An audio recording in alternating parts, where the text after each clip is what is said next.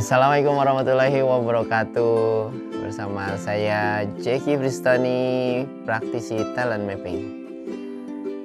Baik, sahabat bakat semua, kali ini kita bertemu di waktu yang berbahagia ya.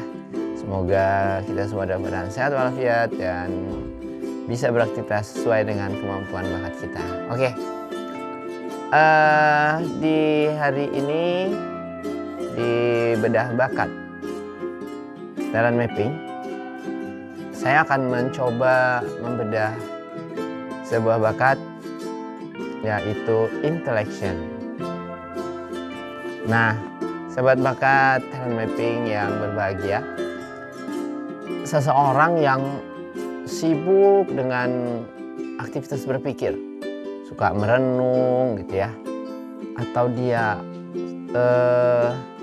selalu introspektif gitu, dan kalau saat berdiskusi itu asik banget gitu. Nah, ini ciri orang-orang yang memiliki bakat intellection. Deskripsi intinya sih gini, pribadi yang sangat senang berpikir mendalam sampai ke intinya gitu loh. Apa sih sesuatu yang dia belum pahami, kemudian dia cari tahu, dia berpikir dengan merenung. Yang kedua itu merenung sampai ke esensinya, sampai dapat jawabannya. Mungkin gak sekali itu mikirnya, panjang gitu. Bisa berkali-kali perenungan, baru dia bisa mendapatkan jawaban. Kemudian senang berpikir dalam ketenangan, menyendiri mungkin di tempat-tempat khusus, dia pergi misalnya di sebuah tempat yang damai misalnya, baru dia bisa mendapatkan insight hasil pemikirannya gitu. Nah, kebutuhan dari bakat intellection, seseorang memiliki bakat intellection kuat, ini orangnya pengen leluasa dengan ketenangan untuk bisa berpikir mendalam gitu, bisa merenung di tempat yang tenang gitu, asik gitu, sehingga dia bisa mendapatkan chemistry-nya deh. Baik, gimana sih mengembangkan bakat intellection itu? Kalau misalnya sahabat bakat talent mapping semua memiliki bakat intellection yang kuat ya, kita harus pertajam cara berpikir tentang topik yang sedang kita renungkan gitu. Mungkin harus belajar sih, harus berlatih. Yang kedua, temukan cara yang tepat untuk menyampaikan konsep yang sudah kita renungkan tadi. Ketika kita sudah mendapatkan insight atau hasil perenungan yang mendalam tadi, ya nggak ujuk-ujuk langsung bilang hasilnya gimana gitu. Terus ada momen gitu, ada waktu yang tepat, kemudian orang-orang yang mendengarkan juga sudah siap gitu menerima gitu.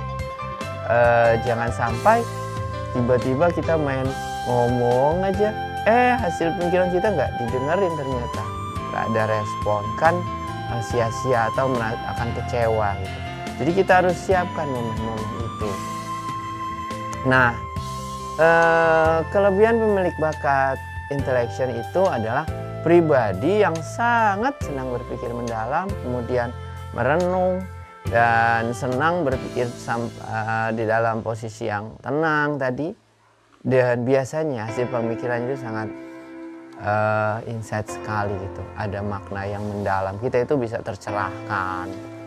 Nah, kemudian gimana kalau bakat intellectionnya lemah? Gimana caranya? Yang pertama, kalau orang yang berbakat intellection lemah itu biasanya sih nggak pengen mikir yang susah amat, maksudnya dalam-dalam amat mikir ya yang asik-asik aja gitu kan. Nah, itu kemudian memberdayakan deh ketika ada hal-hal yang ingin kita temukan jawabannya, ya kita harus berkolaborasi atau harus ngobrol sama orang yang memang memiliki bakat intellection kuat seperti itu. Jadi memberdayakan orang-orang itu seperti kita konsultasi dengan mentor gitu. Mungkin juga ada juga sih konsultasi dengan coachnya seperti itu. Baik sahabat bakat yang berbahagia, kekuatan bakat nih, kekuatan bakat. Misalnya kalau bakat interaction akan berkolaborasi gitu ya. Salah satunya jurnalis, di mana kekuatan bakat intellection akan berkolaborasi dengan bakat ideation. Nih, orang yang memiliki bakat intellection, kemudian bakat ideation, dia mampu menyusun sebuah konsep, gitu kan, yang jelas secara verbal. Gitu. Jadi ada kekuatan dari kombinasi bakat itu. Kemudian educator ya, dengan bakat communication-nya, kemudian connectedness ya, bakat connectedness-nya, kemudian bakat interaction-nya, seseorang ini mampu memberikan saran dan nasihat yang memiliki substansi dan mudah dipahami. Jadi enak gitu ya, sampai dengan model orang yang punya kekuatan educator ini dari gabungan bakat kuatnya.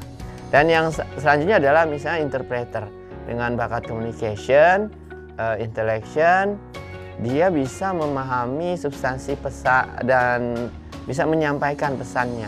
Pesan-pesannya bisa dialih-artikan agar lebih mudah dicerna oleh orang lain. Nah, ini kekuatan bakatnya. Jadi seorang interpreter kalau dia bisa menjelaskan sesuatu masalah, ya kalimat-kalimatnya akan lebih mudah kita pahami. Kita bisa langsung mengambil apa sih hasilnya gitu, intinya, dan begitu. Baik sahabat bakat talent mapping yang berbahagia, kalau profesi yang berhubungan dengan bakat ini, salah satunya itu filsafat, guru spiritual mungkin bisa ya, kemudian sastrawan, dia memikir yang dalam, dia juga bisa merangkai kalimat-kalimat itu, kemudian dia bisa memproduk hasilnya dalam mungkin seperti Khairul Anwar dengan puisi-puisi yang sangat dalam dan bermakna ya. Kemudian tim ahli gitu ya, dalam sebuah biasanya ada tim ahli, orang-orang yang dapat pemikirannya kuat dan konsepnya kuat gitu kan. Kemudian penulis buku, peneliti gitu ya, dan psikolog. Jadi dari situlah beberapa contoh profesi.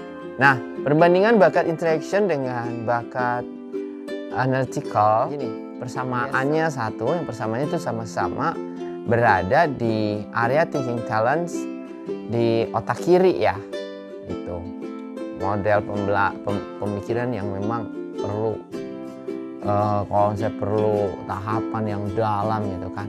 Jadi otak kirinya yang bekerja. Nah, kalau perbedaannya sih ketika bakat analytical itu intinya adalah menemukan alur logika. Jadi orang mikir ini caranya, kemudian hubungannya selesai gitu ya. Kemudian sifatnya sih struktural dan dari permasalahannya.